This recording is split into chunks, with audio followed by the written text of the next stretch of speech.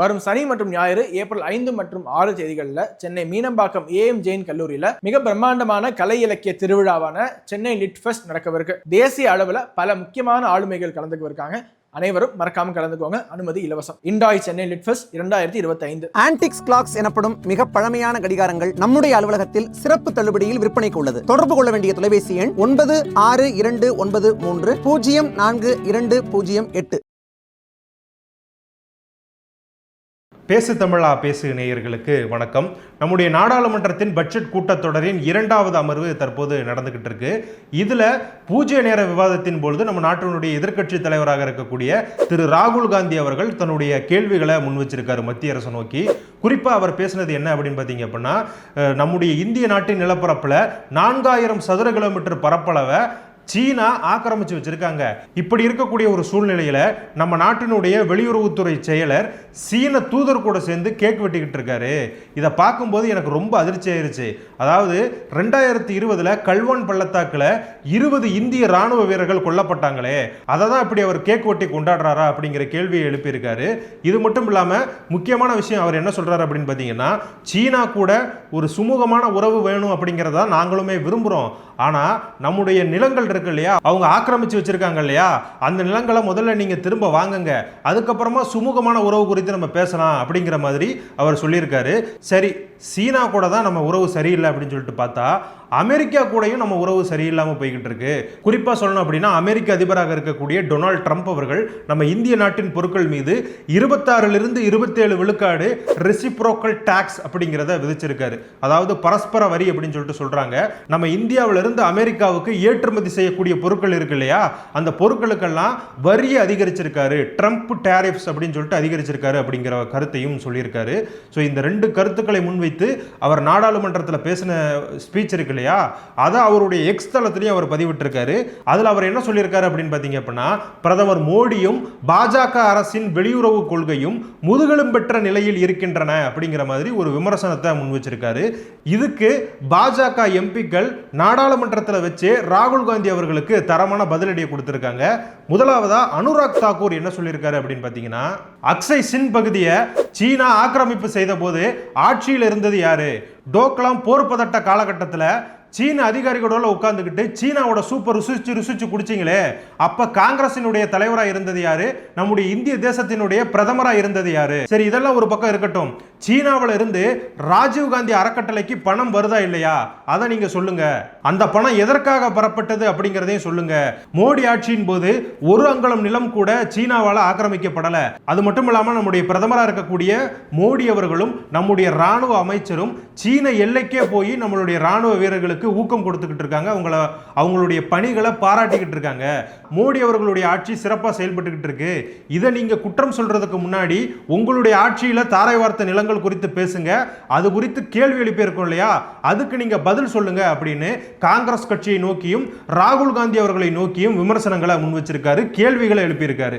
இவர் ஒரு பக்கம் இருக்க, இன்னொரு முக்கியமான எம்பியா இருக்கக்கூடிய நிஷிகாந்த் தூபே அவர்களும் காங்கிரஸ் கட்சியை நோக்கியும் ராகுல் காந்தி அவர்களை நோக்கியும் சில கேள்விகளை முன் வச்சிருக்காங்க.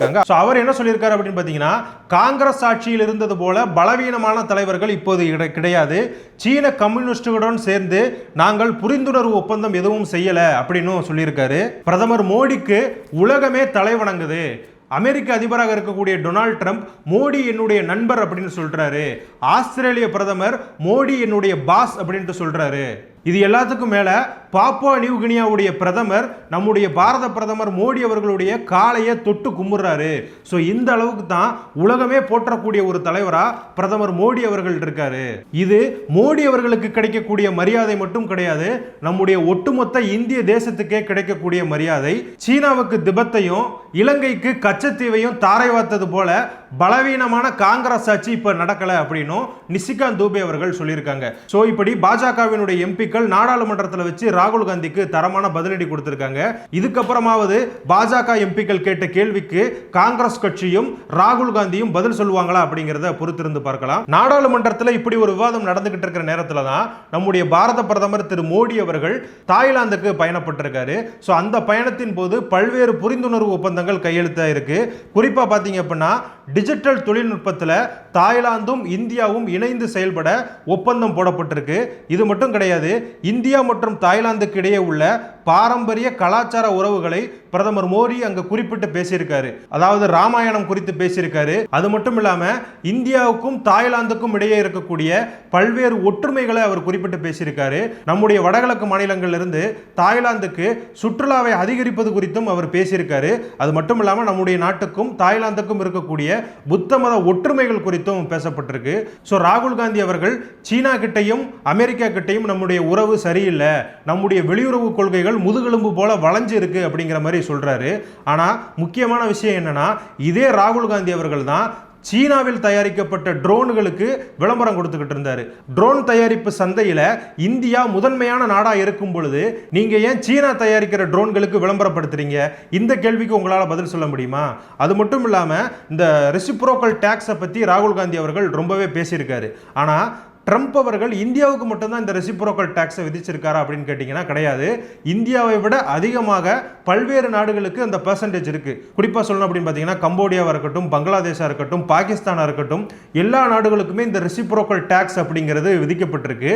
என்னதான் இந்தியா நட்பு நாடாக இருந்தாலும் அந்த நாட்டு பொருளாதாரத்தை மேம்படுத்தணும் அப்படிங்கிறதுக்காக ட்ரம்ப் அவர்கள் ஒரு முன்னெடுப்பு எடுக்கிறாரு. ஸோ இந்தியா இதில் எந்த அளவுக்கு மேம்பட்டு இருக்கு அப்படிங்கிறத நம்ம பார்க்கணும்.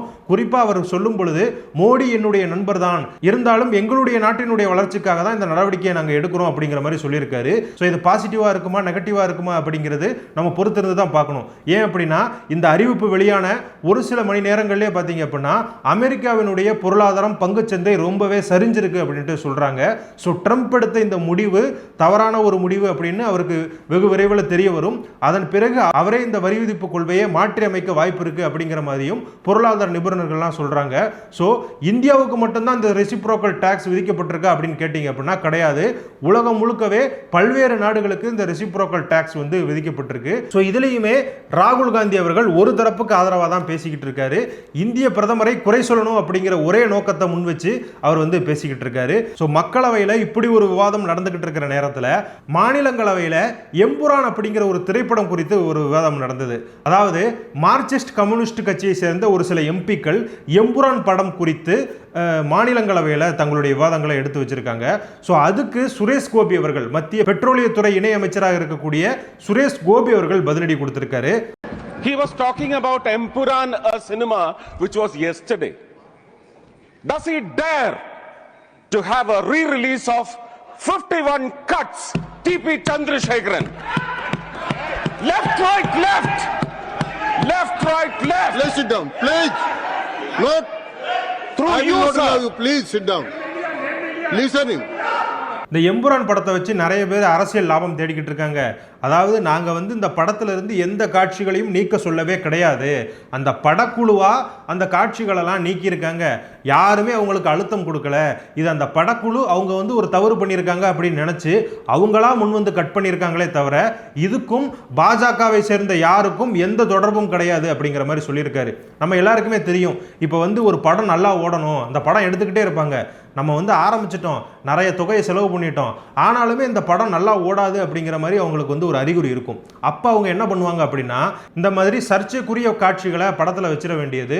ஒருவேளை இந்த படத்தை வந்து ஒரு தரப்பினர் எதிர்க்கிறாங்க அப்படின்னா அதுவே இந்த படத்துக்கு வந்து ஒரு ப்ரொமோஷன் ஆயிரும்.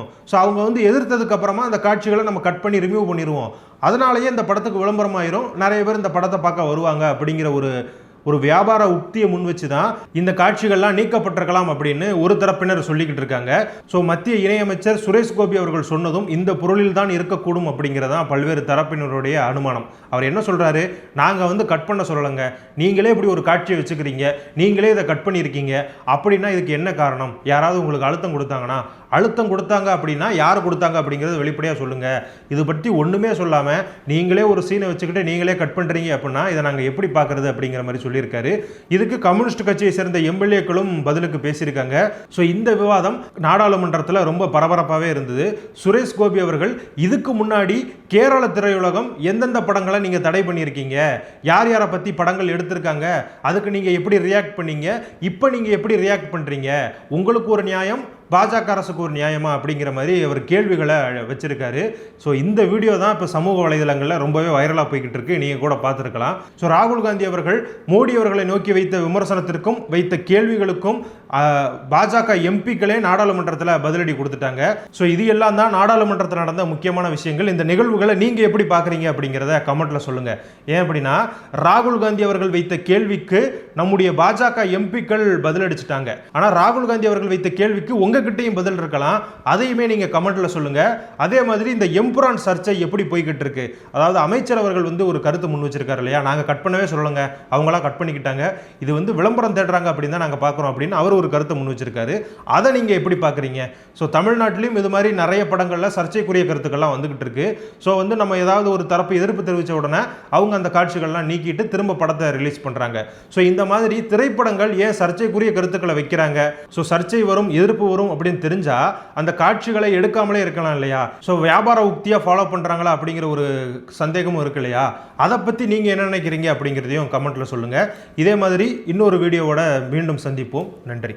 பேசு தமிழா பேசுவினுடைய மக்கள் ஃபவுண்டேஷன் மூலமா நம்ம ஒரு மிகப்பெரிய ஒரு பசு சரணாலயம் அமைப்பதற்கான முயற்சியில் ஈடுபட்டிருக்கோம். இந்த பசுக்கள் சரணாலயத்திற்கு என்னுடைய கான்ட்ரிபியூஷனா நான் ஏதாவது கொடுக்கணுங்கிற எண்ண ஓட்டத்தின் அடிப்படையில் கிட்டத்தட்ட 10 ஆண்டுகளுக்கு மேல நான் கலெக்ட் பண்ண கலை பொருட்கள் அனைத்தையும் விற்று அதன் மூலமாக திரட்டப்படக்கூடிய தொகை என்னவோ அதை இந்த மக்கள் ஃபவுண்டேஷனுக்கு, இந்த பசு சரணாலயம் திட்டத்திற்கு என்னுடைய கான்ட்ரிபியூஷனாக கொடுக்க போறேன். இந்த பொருட்கள் அனைத்துமே நம்முடைய பேசு தமிழா பேச அலுவலகத்தில் விற்பனைக்கு இருக்குது. கீழே இருக்கக்கூடிய இந்த கான்டாக்ட் நம்பருக்கு நீங்க கால் பண்ணி இது பற்றின மேலதிக விவரங்களை நீங்க தெரிஞ்சுக்கலாம். அது மட்டும் இல்லாம மக்கள் ஃபவுண்டேஷனுடைய அக்கௌண்ட் நம்பரை இந்த வீடியோடைய டிஸ்கிரிப்ஷன்ல கொடுத்துருக்கோம்.